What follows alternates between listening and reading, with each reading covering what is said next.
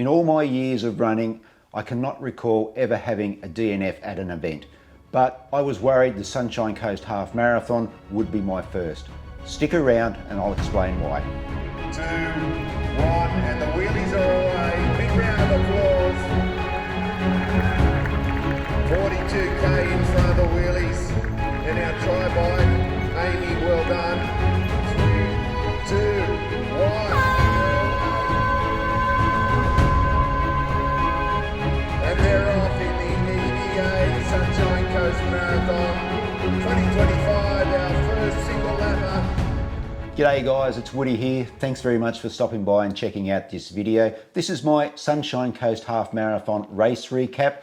How this video is going to work, I'm going to go through my race, I'm going to talk a little bit about the event and also what happened at the pointy end of the marathon and half marathon. I was pretty apprehensive heading into the Sunshine Coast Marathon because 2 days before at a gym session I tweaked my bad knee doing a leg press. I think I had just a little bit too much weight on the leg press. Yeah, it just pulled up a little bit sore after the last rep. The day before the Sunshine Coast Half Marathon I did my normal 5k and then a 5k at Park Run, and the knee was really gnarly, and I thought to myself, this is not going to end well on Sunshine Coast Half Marathon day. And in the back of my mind, I really thought that this could be my first ever DNF. But I tried not to think too much about it. Race day dawned and we were up bright and early, about 3:15. We had to drive from Brisbane to the Sunshine Coast race precinct, about an hour and 20 minutes. My plan for race day had originally been to run 5k, walk 400 metres and just repeat that, as that's what I'm using for the Sydney Marathon in 4 weeks' time. But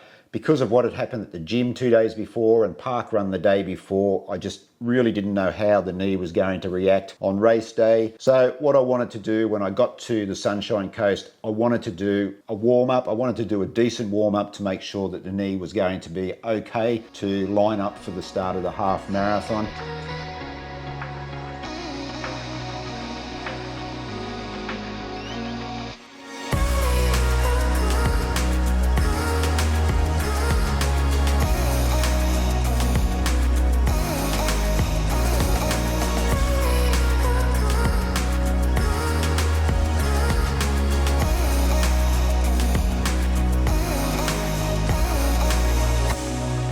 It's a big 3-hour group.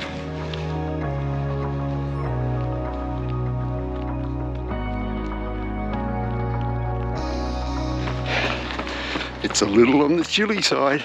I did 5k, it was a bit of a broken warm-up. The knee was feeling okay. It wasn't great, but it was manageable. And I thought, okay, let's go, let's get to the start and see what happens. If you are new to the channel here, guys, and you don't know what's going on with my knee, I've spoken about it many, many times. Basically, I've got no cartilage in my knee, bone on bone happening there. And from time to time, it does flare up. And this was one of those times. So after warming up in the New Balance Supercomp Trainer version 3, I changed shoes. I put on the Asics Better Speed Sky Plus. They're the shoes, about 3 years old. And I made my way up to the start line. I had to walk through thousands of people, 7,000 plus entries in the half marathon. By the time I got up to Corral A, it was pretty packed.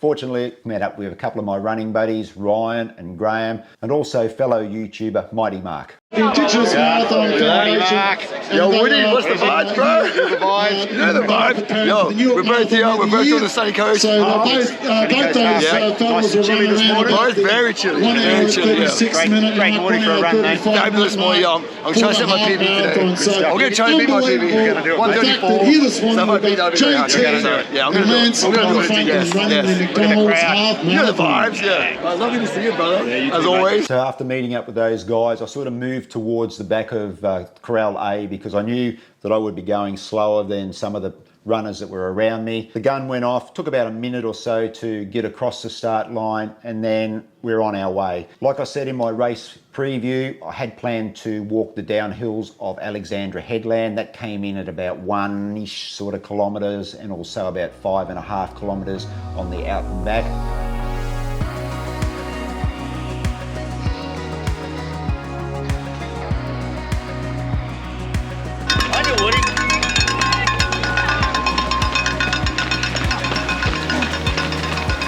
Way too quick. As it turned out, I got to the top of the headland, and I thought the knee's feeling okay, so let's just make the downhill a real slow shuffle. And at that point, at a kilometre in, I made the decision that I would go with the 5 kilometre run, 400 metre walk strategy.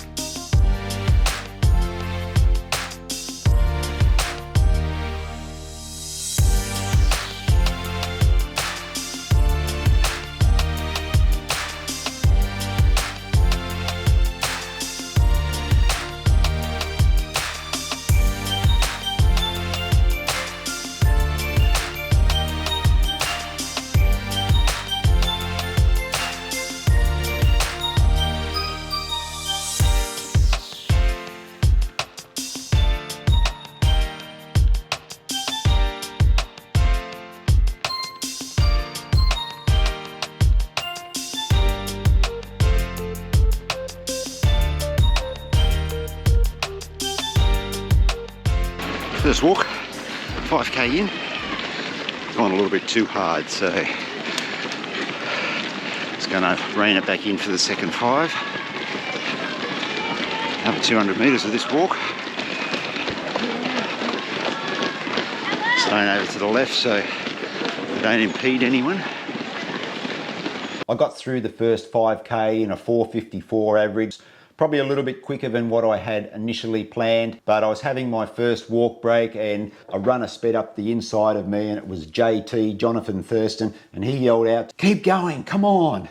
Little did he know, of course, that this was my planned walk break, and this was something that I was going to keep on doing throughout the course of the 21.1 kilometres. So I started up again as we were heading back over Alexandra Headland, a slow shuffle down the other side. The crowds going past race precinct at the start-finish area were just incredible. It was like running through a funnel. I haven't seen it like that ever before at the Sunshine Coast.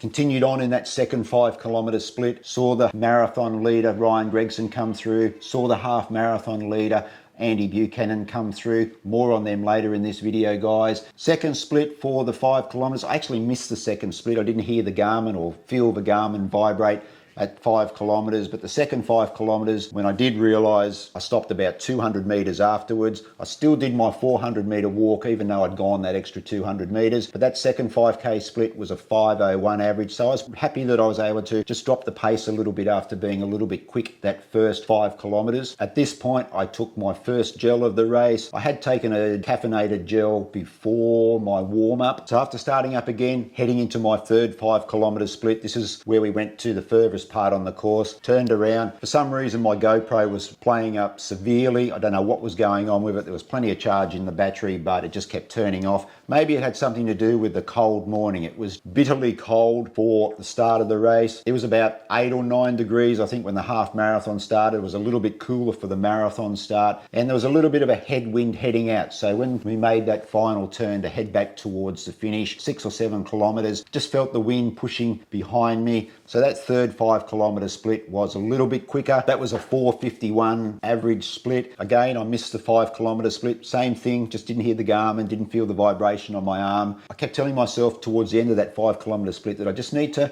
back off a little bit, just control the pace a little bit more and just try and finish strong in the last sort of 4.5 kilometres that I had to go. So after that final walk break, I pushed on towards the finish, and I was calculating that I think I can run a sub 150 here, and I was working out sort of what splits I needed, and I thought if I can run sort of a 5 kilometre average for the rest of the way, I'm going to run right on 1 hour 50 minutes. But I was just feeling really good. A little bit of wind pushing as well. I felt really strong over that last 4.5 kilometres, so much so that I was able to kick it down over the last 3 kilometres. Those final 3 kilometres were my fastest of the race. Unfortunately, the GoPro turned itself off again just metres before the finish line, but I was able to run that last 4.5-ish kilometres in a 4:44 average. I was really pleased with that. I finished strong. There wasn't a great deal of fatigue in the legs, and that just gave me a lot of confidence heading towards the Sydney Marathon. That's what I am preparing for in 4 weeks' time. I'm going to be using that 5 kilometre run, 400 metre walk scenario,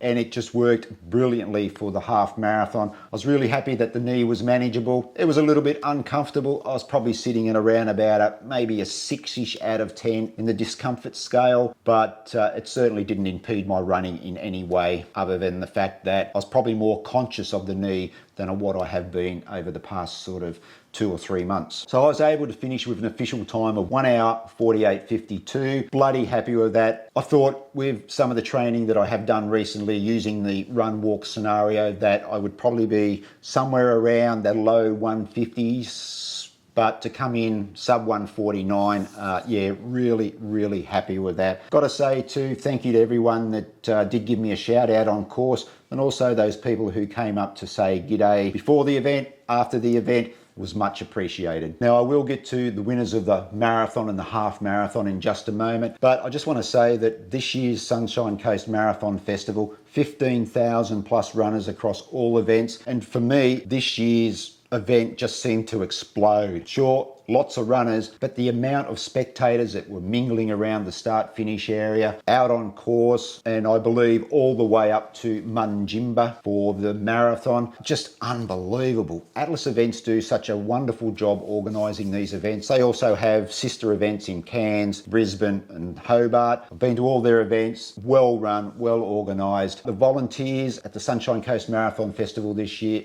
they were just brilliant. I have been attending the Sunshine Coast Marathon Festival since 2013. This is by far the biggest one that they've ever had. It's just going to keep getting bigger and bigger and bigger as we're closer to the 2032 Olympic Games being hosted by Brisbane, because the Sunshine Coast is favoured to host the marathons for the Olympics in 2032. Not sure this course will be used, but at this stage, that's where the marathons are going to be. And that was part of the reason why Atlas Events turned the Sunshine Coast Marathon this year into a 1-lap course. In previous years, it has been 3 laps, half marathon, and then 2 smaller 10K loops. But this year they used a 1-lap course, went all the way up to Munjimba, and from all reports it was pretty well received. I can only see the Sunshine Coast Marathon getting bigger and bigger over the next, 7 years as we get closer to the Olympics. And I think another great thing that Atlas did this year was that they started the marathon an hour and 15 minutes before the half marathon. So the marathon kicked off at 6 o'clock and the half marathon at 7:15. I know I didn't encounter any of the marathon runners. I'm sure the runners at the pointy end of the half marathon did run into the back of the marathon pack at some stage. It seemed to me back in the pack that everything flowed really smoothly with that staggered start from the marathon and the half marathon. The only gripe that I did hear on the day from several runners was that the bag drop was so far away from the start finish area, and that might be something that Atlas Events will look at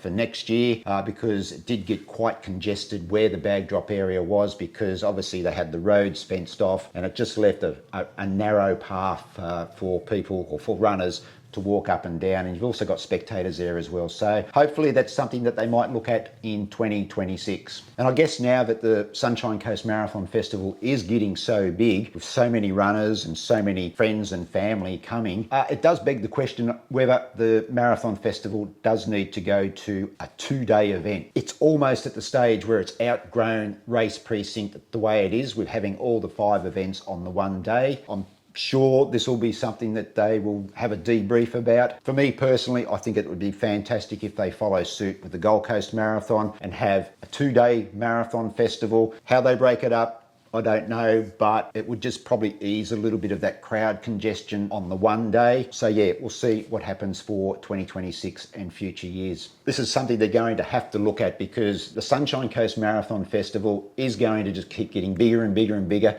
as we get closer to 2032 and the Olympics, because more and more people are going to want to come and experience the Sunshine Coast, experience where the marathons are possibly going to be held. I think we're going to see a lot more elite runners come over the next few years. This year's elite fields for the marathon and half marathon, they were top shelf. This was some of the best runners in Australia here on the Sunshine Coast for this event. And I'm sure those elite runners were looking at using this as a bit of a recon for 2032, even though the marathon winner Ryan Gregson and the half marathon winner Andy Buchanan have run here before. I'm sure they're probably looking at running here a lot more between now and 2032. This now brings me to the pointy end of the marathon and the half marathon fields. I've already mentioned Ryan Gregson. He took out the marathon in 2:14.05. Fantastic run. Ryan, of course, is a multiple Olympian, and for this marathon he was paced by the Australian half marathon record holder and former Australian marathon record holder Brett Robinson. Brett, I'm not sure how far he took Ryan into the marathon, but Brett's getting ready for the Sydney Marathon in just 4 weeks' time. And then also in the half marathon we had Andy Buchanan. He was a late entry for the half marathon. Andy is, of course, the Australian marathon record holder, 2:06 and change. He also just a few weeks ago set a new fastest ever time for a half marathon on Australian soil when he won the Gold Coast half marathon. I think it was 61:08. Andy's on a real tear at the moment. He ran 62:13, I think it was, at the Sunshine Coast. He looked just super comfortable. So many people were shouting out to Andy, and he's waving and just acknowledging the crowd as he was running. He just looked really good, and all goes well for his run at the World Championships in the marathon. September, I think it is, so not too far away, but he looked fantastic running. What was it again? 62:13. Liam Adams, a previous winner of the Sunshine Coast Half Marathon, he finished second, 64:27, I think it was. I've got it written down here. Let me put my glasses on. That's right, 64:27. The women's winner was the pre-race favourite Tara Palm. She ran 73:54 to back up her half marathon victories at Ballarat and Adelaide this year. In the women's marathon, this was a super close race. I know that when Sarah Short and Cassie Fine ran past me, they were heading back. They were around about 36 or 37 kilometres, and they were like this. They were very close. Sarah Short pulled away over the concluding stages to win in 2 hours 41 and 12. Cassie coming in second place in 2 hours 41 and 44 seconds. So there you have it, guys. What a weekend. I keep saying it, this is my favourite event weekend of the year. Unfortunately, weren't able to go up and spend the whole weekend this time around, but really looking forward to 2026 and really looking forward to see what Atlas events do with some tweaks for 2026 and future years. Guys, let me know down in the comments if you took part in any of the events at the Sunshine Coast Marathon Festival. Share your results. That's it for this video, guys. That's my race recap, a little bit about the Marathon Festival, and also some elite news there as well. Really do appreciate you watching, getting all the way through to this point. Take care, and I'll see you in the next video. Something badly wrong with my GoPro. It keeps turning itself off.